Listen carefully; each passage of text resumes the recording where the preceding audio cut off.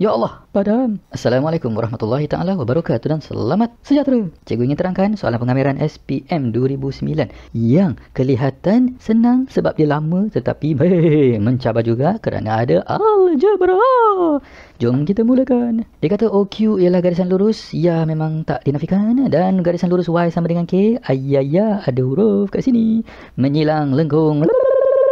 Dekat X sama dengan 4Y, tolak Y kuasa 2 pada titik Q kat sini. Kalau dia cakap bersilang, maka kita boleh dapatkan menggunakan persamaan serentak. Macam mana? Persamaan pertama, Y sama dengan K. Persamaan kedua, X sama dengan 4Y tolak Y kuasa 2. Gantikan Y ke dalam Y. Ganti. Jadi X sama dengan 4K tolak K kuasa 2. Masya Allah. Titik Q adalah dalam bentuk ungkapan. 4K tolak K kuasa 2, koma, Y dia ialah K. Kan Y dia K. Subhanallah. Part 1 dah selesai. Cikgu tuliskan dimensi ketinggian dia sebagai K dan lebar dia yang juga dekat bawah sini sebagai X-nya, iaitu 4K tolak K kuasa 2. Koordinat juga boleh ditulis dekat atas. Hodoh, benar. Padam.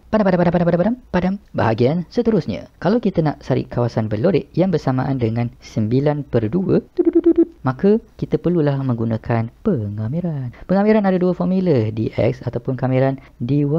Dalam kelas, cikgu anggap bahawa kami kelihatan seperti bahasa Inggeris spill, tumpah. Tumpahkan apa? Tumpahkan cat. Spill the paint. Dx maksudnya dipaksi x, dy maksudnya tumpahkan dipaksi y. Kalau kita bayangkan, dekat atas lengkung terdapat ramai orang-orang kecil yang berkepala warna merah menumpahkan cat. Kalau tumpah dipaksi x, kelihatan di bawah. Tapi ini siap jadi problem sebab nanti atas ni dia overlap.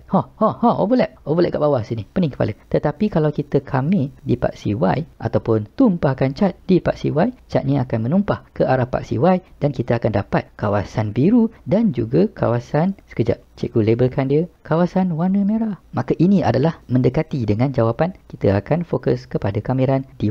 Cikgu tulis di atas kami dy. Kalau dy, maka tengahnya ialah x. Dari mana ke mana? Kawasan lorekkan di paksi Y hanya terletak dari kosong hingga ke Y sama dengan K. Kosong kepada K. Dan X boleh digantikan dengan persamaan lengkung itu sendiri. Kosong K, 4Y tolak Y kuasa 2 dy.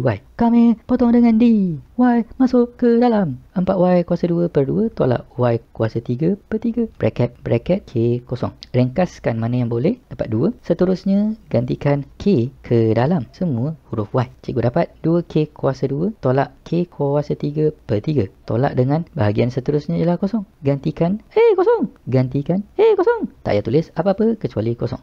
Maka kawasan 2K kuasa 2 tolak K kuasa 3/3 mewakili dua kawasan. Kawasan biru dan juga merah. Kita nak biru sahaja. Jadi kenalah tolak kawasan merah. Kembali kepada gambar rajah. Kawasan merah mewakili satu segitiga dengan lebarnya sebagai K dan panjangnya 4K tolak K kuasa 2. Formula standard panjang kali lebar 1/2 4K tolak K kuasa 2. Lebarnya K. Expand ke dalam 1/2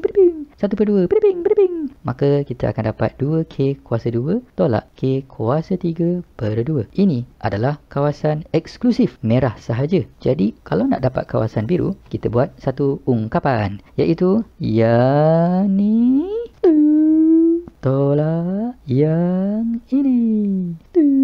Yang bersamaan nanti dengan 9/2. Kemas sikit. Cuma jangan lupa, kalau kita ada tolak dan ada ungkapan, maka sebaiknya ia ada bracket. Bukan sebaiknya, tapi wajib. Negatif masuk ke dalam, fokus kat bawah. 2K kuasa 2 tolak K kuasa 3/3 tolak 2K kuasa 2 tambah K kuasa 3/2 sama dengan 9/2. Ada yang boleh dimansuhkan. Sepung.